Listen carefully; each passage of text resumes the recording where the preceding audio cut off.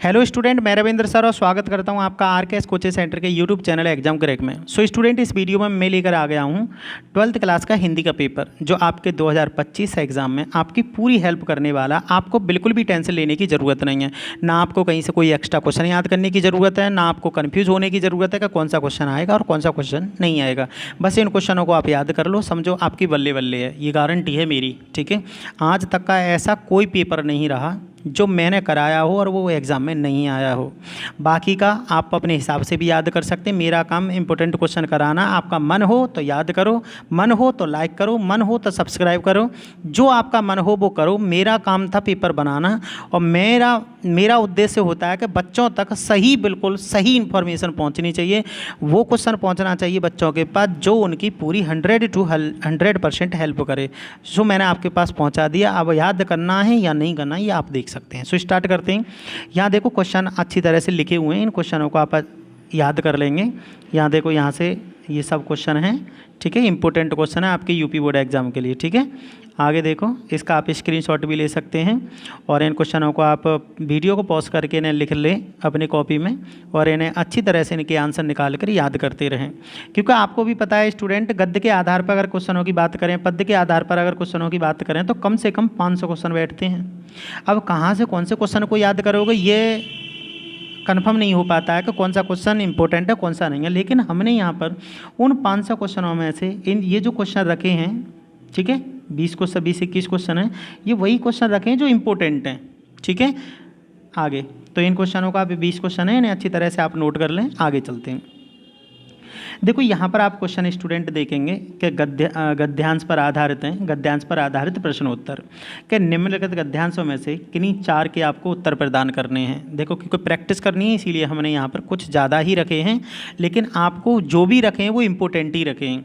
ठीक है, तो यह आप अच्छी तरह से याद करेंगे। यहाँ क्वेश्चन दे रखा है कि मुझे मानव जाति की ध्रुवम निर्वम धारा, ठीक है, उसके का खा गा क्वेश्चन दे रखे हैं। सेम उसी तरह से प्रश्न नंबर 2 है, जन का प्रभाव अनंत होता है, इसके का खा गा दे रखे हैं।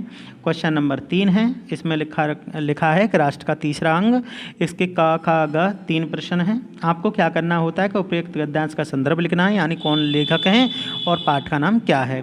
और खा में आपको रेखांकित अंश की व्याख्या करनी होती है, यानी जो कवि या लेखक हैं वो कहना क्या चाहते हैं। ठीक है, और गा में एक क्वेश्चन पूछा जा सकता है कि किसके आधार पर किसको क्या बोला गया है। आगे देखते हैं, नंबर 4 में आप देखेंगे पूर्वजों ने चरित्र और धर्म, उसके आधार पर हैं क ख गा। ठीक है, आगे देखते हैं, नंबर 5 है कि अशोक का वृक्ष जितना भी मनोहर ...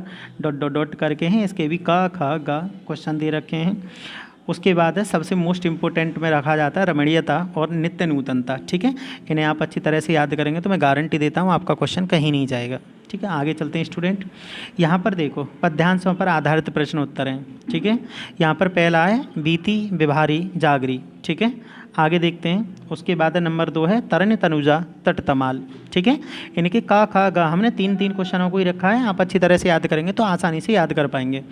आगे देखते हैं, नंबर 3 पे घिर रहे थे घुंघराले बाल। ठीक है, आगे देखोगे नंबर 7 को देखेंगे, ये पिछला गद्यांश था जो छूट गया था, वो हमने यहाँ पर कर दिया कि भाषा संस्कृत का एक अटूट अंग है। इसे आप जरूर करना, ये वेरी वेरी इंपॉर्टेंट है, ये समझ लो। ठीक है, आगे देखते हैं। उसके बाद नंबर 4 पे ये वाला, ठीक है, इसे करेंगे, इसके भी का खा गा दे रखे हैं।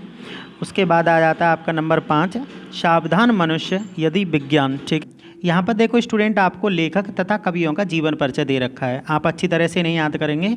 और याद रखना, इनके कभी कभार साहित्यिक परिचय और कृतियाँ और भाषाएं लिखवा सकता है। तो देखते हैं, क्वेश्चन नंबर 1 है कि निम्नलिखित लेखकों में से किन्हीं 3 लेखकों का जीवन परिचय देते हुए उन पूर्ण कृतियों का उल्लेख कीजिए। जैसे इसमें डॉक्टर वासुदेव शरण अग्रवाल, आचार्य हजारी प्रसाद द्विवेदी, डॉक्टर APJ अब्दुल कलाम और प्रोफेसर जी सुंदर रेड्डी। ठीक है, इनमें से मैं आपको इंपॉर्टेंट बता दे रहा हूँ। एक तो आप याद रखेंगे प्रोफेसर जी सुंदर रेड्डी, और दूसरा याद रखेंगे आप आचार्य हजारी प्रसाद द्विवेदी। ठीक है, इन दोनों को याद कर लेना।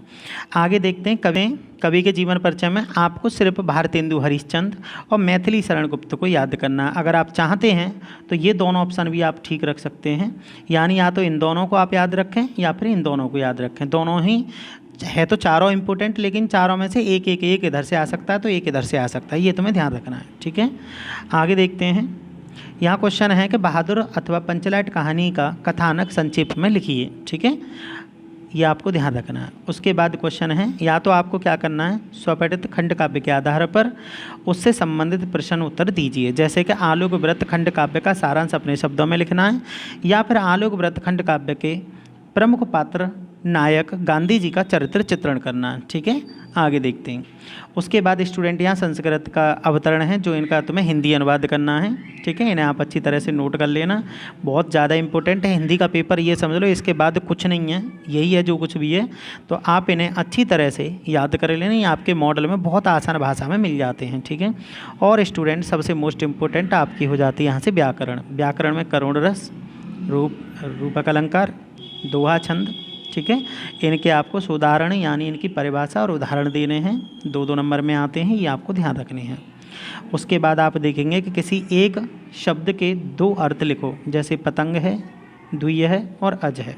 ठीक है, आगे देखते हैं। यहाँ पर आपको क्या करना है, 4 पर श्रृंगार रस, वीर रस, अनुप्रास, यमक, श्लेष, इनकी आपको उदाहरण सहित परिभाषा देनी है। ठीक है, ये तुम्हें ध्यान रखना है। आगे देखेंगे। उसके बाद स्टूडेंट आप देखेंगे कि उत्प्रेक्षा अलंकार, चौपाई छंद। ठीक है, चौपाई छंद अथवा दोहा, रोला, सोरठा, कुंडलिया, इनकी आपको परिभाषा देनी है उदाहरण सहित। ठीक है, और उसके बाद आ जाता है आपका सबसे मोस्ट इम्पोर्टेंट निबंध रचना। ठीक है, तो निबंध रचना में तुम्हें भी पता अच्छी तरह से कि ये 10 से 9 नंबर का लगभग होता है, तो आप अच्छी तरह से याद करेंगे तो करके आएंगे। ठीक है, तो इसमें आपको मैंने मोस्ट इम्पोर्टेंट विषयों पर निबंध बता रखे हैं कि एक तो आ सकता है आपका नई शिक्षा नीति, राष्ट्रीय शिक्षा नीति हो सकता है, संचार क्रांति पर हो सकता है, पर्यावरण प्रदूषण हो सकता है, स्वच्छ भारत हो सकता है, मेरा प्रिय कवि, बढ़ती जनसंख्या का प्रभाव, ठीक है, कुप्रभाव, और जीवन में अनुशासन का महत्व। तो स्टूडेंट ये आपके सबसे मोस्ट इम्पोर्टेंट क्वेश्चन हैं। अगर आप इन्हें अच्छी तरह से पढ़ के जाते हो तो मैं गारंटी देता हूँ कि आपका हिंदी का पेपर तो बिल्कुल छूटने वाला नहीं है। अगर आपको वीडियो अच्छी लगे तो लाइक करना, अपने दोस्तों तक शेयर ज़रूर करना। Thank you for watching this video.